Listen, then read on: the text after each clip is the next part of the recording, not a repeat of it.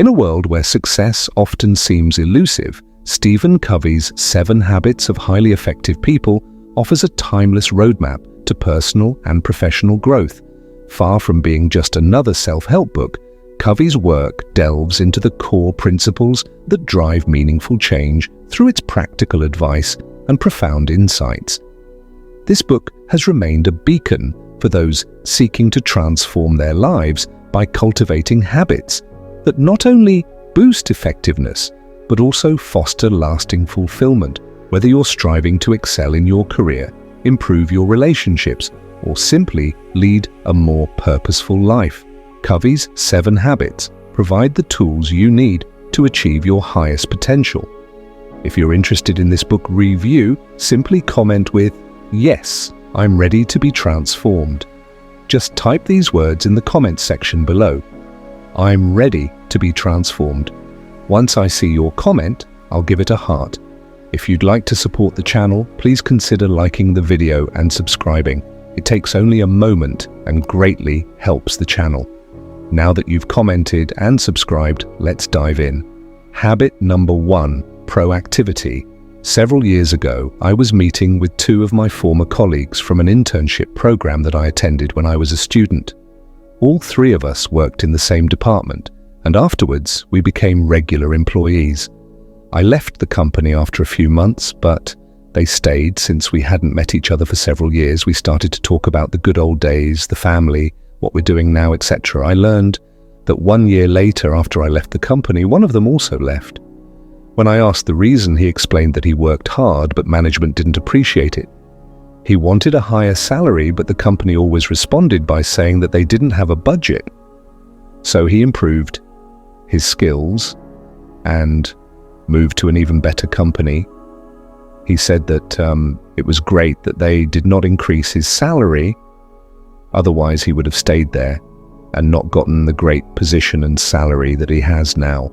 When he finished talking, the second guy also started to talk about negative things regarding the company and said similar things about management and salaries. However, compared to the first one, he was still working in the same company. He said that management hadn't changed much and that they still weren't appreciating employees and were not willing to increase salaries. That's why his salary and position hadn't changed much. He blamed the company, culture, management, bad working environment, etc. If you've noticed, both of these guys gave the same reasons for their current situation in life. One moved on to a different company and got a better salary because of bad management and low salaries, and another one used the same reasons for not getting a higher salary and promotion. The author says that there are 2 types of people in life: reactive and proactive people. Reactive people are like the second colleague who stayed in the same company. These types of people always focus on things that they can't change or control. They always complain about the economy, inflation management, bad company culture, low salaries, etc. They use these reasons as justification for not being successful. On the other hand, proactive people don't spend their limited energy on things that they can't change. They understand that they can't change the company, but they can learn new skills and move to a different company. They always focus on things that they can change. So the first habit of highly successful people is being proactive. Habit 2, begin with an end in mind. Imagine you're attending a funeral. When you arrive at the place, you see the sad faces of friends and relatives, and you accompany them in their pain. However, when you approach the coffin, you realize that the one inside is you. Actually, this is your own funeral that will take place in 3 years. Then you start listening to what friends, co-workers, and family say about you. How would you like to be remembered? Think about how you want your life to be during those last 3 years of your life. What kind of friend would you like to be? What kind of boss, husband or wife, father or mother do you hope to be? What achievements do you want people to remember about you? How would you like to influence the lives of the people around you? The second habit is to start by having a clear idea about your destination, goal, or objective. This habit involves reflecting on whether each of your daily acts are compatible with the goal you want to achieve. When you have the end goal in mind, then it becomes easier to say no to the things that do not get you closer to your end goal. Unfortunately, many of us fail at this, and our daily actions do not match with our end goals. For example, if your goal is to learn a new skill after work so you can get a promotion, then why are you going out for a beer with your friend every day instead of educating yourself? If your goal is to become a better parent, then why are you watching TV while your kid asks you questions and tries to play with you? If your goal is to create a business so that you can quit your job one day, then why are you spending your free time watching TV? If you look at your goals and compare them with your daily actions, you will be amazed to see how many things that you do that have nothing to do with your goals. You will be amazed to see how much time you spend with people who have nothing to do with your goals. If you don't believe me, just take a piece of paper and, on the left side, write down your goals, and on the right side, write down all the things you do within a day, such as people you meet, projects, you work on YouTube channels, you watch, etc. If you do this for 1 week, you will easily see how most of your daily actions have nothing to do with your goals, but you still keep doing them anyway. Habit 3. Prioritize. Many people's priorities are family, starting a business, educating their children, but none of their actions have that direction. For example, you cannot spend quality time with your family if you have a strenuous workday and you use your free time to watch the entire season of your favorite Netflix series as a tool to establish priorities. The author shows the time management matrix in the book. This matrix can help you separate the important from the urgent. In quadrant 1, the urgent and important are matters that have a deadline. Things that require immediate action. For example, if you have to deliver an order requested by your client with the deadline, you write this task in quadrant 1 in quadrant 2. What is not urgent but important are matters related to your personal and professional development, the achievement of your macro objectives, activities that will help you execute your life plan. For example, if you must attend a graphic design course that day, do 30 minutes of exercises, or continue reading a finance book, write those activities in quadrant 2. In quadrant 3, the urgent but not important are all those frequent interruptions of each day. For example, phone calls, messages on WhatsApp or Messenger, and unimportant social meetings. Finally, in quadrant 4 are matters of little importance or urgency, such as leisure time and entertainment. Many people remain stuck in quadrant 3, thinking that it is quadrant 1, and others waste valuable time of their life playing on their phone, but highly effective people focus on quadrant 2, the not urgent but important. If you've been enjoying the content so far, please click the like button, and if you're new here, please subscribe to the channel and help us reach 1,000 subscribers. We're on our way there. Can I count on your help if you already subscribed? Comment "I subscribed." Just go ahead and comment "I subscribed." Thank you for doing that. Now that you've commented, let's continue habit 4, win-win. The author tells that he has the experience of working for the president of a company who had a very common problem. Employees did not cooperate with each other, did not work as a team, had conflicting relationships and defensive attitudes. As a result, the team's performance was poor. The president asked the author for help, who asked, in return, "Is there some kind of reward for not cooperating?" The president said there is no reward for not cooperating, and the reward for cooperating is great. The president was trying to motivate employees by awarding a trip to Bermuda. Which one of you will win a trip to Bermuda? He said the president's intentions to encourage cooperation were of no use, when what he was actually doing was inducing employees to compete with each other. So their attitude was only a logical consequence of the flawed paradigm.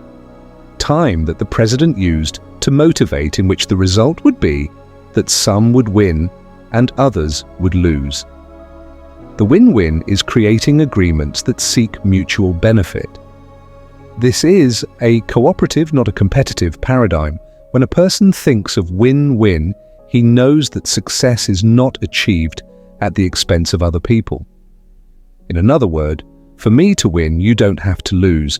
For example, let's say you also have a YouTube channel where you summarize books. I check your channel and see that you have good content, so I recommend your channel to my subscribers. Suddenly you get thousands of new subscribers and decide to check out my channel. You also see that I have good content and decide to recommend my channel to your subscribers. As a result, I also get thousands of new subscribers. This is a win-win. Both of us get new subscribers, plus our audiences discover new videos. By the way, if you're enjoying the video so far and want more topics like this, comment, "I want more." Just go ahead and type, "I want more." So I know habit 5, seek first, to understand, then to be understood. Imagine that you have vision problems and you go to the ophthalmologist. You tell the doctor your problem and he just gives you glasses and asks you to wear them. But when using them, you realize that they don't work for you and you tell the doctor, but he insists, "Sure, they work. They work for me. Try harder." However, despite your efforts, you still see blurry. So you insist and the doctor only says, "What is wrong with you? You must think positively." In this way, the problem is not solved. Would you go back to that ophthalmologist? Personally, I wouldn't go back to a doctor who doesn't diagnose before prescribing. This is also the case during communication between people. We usually prescribe without diagnosing, during conversations, without listening carefully. To interact effectively with others, we must understand, and to understand, empathic listening is required. Many misunderstandings occur while talking on the phone or texting. Communication experts estimate that words are only 10% of everything we communicate. 30% correspond to tone and other sounds, and 60% we communicate through body language. The next time you really want to understand another person, you should not only listen to them with your ears, but also with your heart. It's not just about hearing the words spoken, but also observing the emotions expressed when you empathically listen. The result will be an improvement in your interactions with your friends, your boss, or your colleagues. Habit 6. Synergize. When birds fly in groups to travel long distances, they often use a V formation. Scientists have analyzed birds in flight when they use this formation and have found that the V formation helps the birds behind to take advantage of the current of the air created by the birds in front with the movement of their wings. Scientists have observed that they even synchronize their movements in alternate positions during flight. This is just one example from nature that shows how cooperation enables us to achieve results effectively. Successful people are very good at creating synergies. They understand that time is limited and they can't be good at everything. For example, if you need animation like the one you see right now, you can either spend many hours learning how to do it yourself, or you can find a way to involve me in your project, and I would create animations for you. If you can do this in a way that would benefit both of us, then it would be a great example of synergy. Another real-life example of synergy is the relationship between Steve Jobs and Steve Wozniak. Wozniak was a great engineer and Steve Jobs was a great salesperson. The synergy of these two people led to the creation of Apple. If they worked individually, maybe we wouldn't have Apple today. We're all different. We all have different capacities and different ways of perceiving the same reality. This might seem like a weakness if we analyze it individually, but when we do it collectively, it becomes a strength habit. 7. Sharpen the saw. One day, a man was cutting a tree, and his neighbor approached and said that his saw looked quite blunt, and that if he sharpened it, he could cut the tree much faster. The man responded, I don't have time for it." You might laugh at this man for not spending time sharpening his saw, but the truth is that most of us are exactly like him. We want to be healthy, but we don't spend 30 minutes every day exercising. We want to be smart, but we don't spend 20 minutes reading. We want a great family, but we don't spend quality time with our kids and partner. We want to be focused and relaxed, but we don't take 10 minutes every day to meditate. We want to be excited about our work on Monday, but we don't take proper rest during the weekend. For a long time, I failed to sharpen my saw. I would work the whole week, plus the weekends. I thought I was doing great and being productive since I was working every day, but in reality, I was always feeling tired, making a lot of mistakes, and worst of all, I was getting sick very often. I thought that by working weekends, I was gaining 2 extra days, but the truth is that I was getting sick so often that I was spending many more days in bed, or getting so tired that I couldn't produce anything valuable. Those 2 days I was gaining from weekends were soon being erased by sick days or unproductive days. I learned the hard way that rest days are as important as your normal working days. As you plan your working days, you must also plan your rest days in advance. We are all in a hurry and we all want to get a lot of things done, and that's why we push our body to its limits and forget to sharpen the saw. Our body has its limits, and when you reach them, your body says, "You know what, I'm not playing anymore, go to hell." I had a friend who worked hard for a company in an office sitting in front of a computer. His boss always complimented him because my friend was one of the most productive workers in the company. As time passed, my friend gained weight and his health deteriorated. His absenteeism increased and his productivity decreased. His boss recommended that he start a daily routine of physical exercise, but he replied, "I don't have time to exercise." This continued until my friend lost his job and lost his health. This is an example of how focusing on what is urgent makes us unable to deal with what is truly important. Sharpening the saw means managing the resources you have to achieve your goals, and the main resources you have are your body and your mind. Properly distributing your time throughout the day to attend not only to the urgent, but also to the important will help you lead a much more balanced life. In conclusion, Stephen Covey's 7 Habits of Highly Effective People provides a comprehensive guide to achieving personal and professional success by cultivating key habits that promote proactivity, purposeful living, and balanced priorities. Covey's principles encourage us to take control of our lives, focus on what truly matters, and engage in meaningful interactions with others. By adopting these habits, we can transform our lives, achieve our goals, and experience lasting fulfillment. Whether you're looking to excel in your career, improve your relationships, or lead a more balanced life, these 7 habits offer a powerful framework for personal growth and effectiveness. If this video has added value to your life and you hope to use it to your best advantage, I'd love to hear your thoughts.